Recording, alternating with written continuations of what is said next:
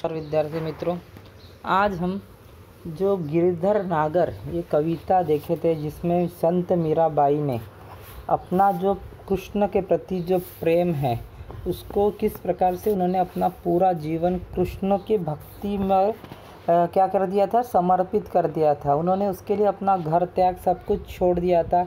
ये हमने उस कविता में देखा था। काफ़ी सुंदर पद्धति से उसमें मीराबाई ने अपनी कृष्ण भक्ति का दर्शन हमें कराया था।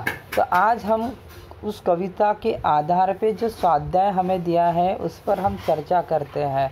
तो सर्वप्रथम जो पहली जो कृति है संजाल पूर्ण करो, ये जो कृति है होली के समय आनंद निर्मित करने वाले घटक, मतलब होली के समय कौन से घटक आनंद निर्माण करते हैं उसके बारे में हमें चर्चा करनी थी। तो हमने कविता में देखा कि जैसे जिस प्रकार से जो मीराबाई ने बताया है कि होली के समय पखवाज वगैरह बजाए जाते हैं, करताल वगैरह की धुन सुनाई देती है। तो यहाँ पर आपको होली के समय जो आनंद निर्मित करने वाले, मतलब आनंद देने वाले घटक है उसके बारे में जानकारी लिखनी है। तो कौन से एक तो पहला है पखवाज, फिर दूसरा है करताल, तीसरा है प्रेम पिचकारी, जो प्रेम से भरी पिचकारी, चौथा है केसर और गुलाल। क्योंकि होली के समय अगर रंग ना हो, मतलब आवाज़ धुन तो चाहिए, करताल और पखवाज की धुन तो चाहिए, लेकिन साथ में पिचकारी का भी होना ज़रूरी है। क्या साथ में केसर गुलाल का भी होना ज़रूरी है। तो इस प्रकार से होली के समय आनंद निर्मित करने वाले घटक ये चार है, करताल है, पखवाज है, केसर गुलाल है, प्रेम पिचकारी है। ठीक है, समझ में आए? ठीक है, अभी हम दूसरा देखते हैं। इसी पर आधारित जो दूसरा जो प्रश्न है उसे हम देखने का प्रयास करते हैं। ठीक है, दूसरा है कन्हैया की विशेषता। कन्हैया की कौन सी विशेषता है हमको देखना है। कन्हैया की तो वैसी बहुत विशेषता है, लेकिन हमको जो बताए ये प्रवाह तालिका है जिसे हमें पूर्ण करना है। तो सबसे महत्वपूर्ण विशेषता है कि उन्होंने गिरी को धारण किया, जो गिरी पर्वत है उसी को उन्होंने धारण किया। तो ये उसकी महत्वपूर्ण विशेषता है कि उन्होंने गिरी पर्वत को धारण करने वाली पहली विशेषता है। दूसरी है गायों का पालन करने वाले थे वो, हमेशा गायों के प्रति उनके मन में एक विशेष स्थान था। तीसरा है सिर पर हमेशा मोर पंख का मुकुट पहनने वाले, मतलब सिर पे हमने कविता के पहले पंक्ति में इसके बारे में देखा है कि सिर पर हमेशा मोर मुकुट, जो मोर पंख है वो अपने मुकुट पे पहनते थे। और भक्तों को संसार रूपी सागर से पार उतारने वाले, मतलब जो भक्त है उनके जो भी समस्या है, जो भी तकलीफ़ों में वो हैं उसको पार, उनकी नैया पार करने वाले श्री कृष्ण है। तो ये चारों जो उत्तर है वो आपको प्रवाह तालिका में एक एक करके लिखना है। ठीक है, तो ये आपको ध्यानपूर्वक संजाल पूर्ण करो, संजाल पूर्ण कीजिए। तो इसमें दिया है कि कन्हैया के नाम, कन्हैया जो है उसके कौन से नाम थे। तो कन्हैया में पहली जब पंक्ति देखेंगे हम, कविता की पहली पंक्ति जब हम ध्यान देंगे तो कन्हैया के नाम दिए, एक तो गिरिधर दिया है, दूसरा दिया है गोपाल, दूसरा दिया है गोपाल। ये दो नाम इसमें कविता में कृष्ण के दिए हैं, एक तो गिरधर है, दूसरा है गोपाल। तो आपको ये कन्हैया के नाम लिखना है, एक इसमें गिरधर, दूसरे इसमें गोपाल। आपको जिस प्रकार से कृति दी है उस प्रकार से ही वो कृति बनाकर लिखनी है।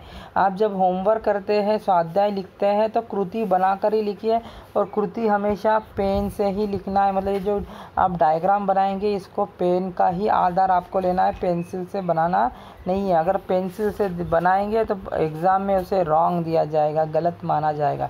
ठीक है, इसके बाद जो कृति है उसे देखते हैं। इसके बाद की कृति है पद्यांश में आए इस शब्द के अर्थ लिखिए।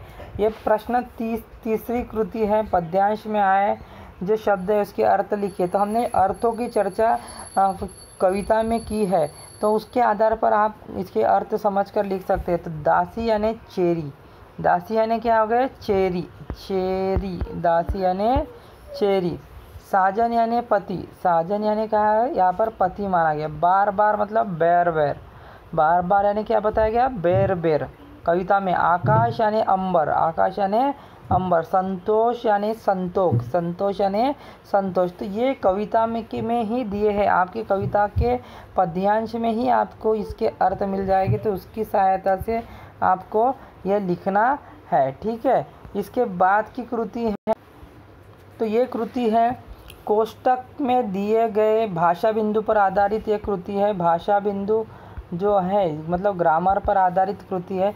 कोष्टक में दिए गए प्रत्येक कारक चिन्ह से अलग अलग वाक्य बनाइए और उनके कारक लिखिए, कारक लिखिए। ठीक है, अभी ये उन्होंने ये जो कारक चिन्ह दिए हैं, ने, को, से, का, की, के, मैं, पर, अरे, के लिए, तो इसके आधार पर आपको वाक्य बनाना है। तो आपको जिस प्रकार से समझ में आता है आप वाक्य बना सकते हो, जैसे उन्होंने वाक्य बना के दिखाया है।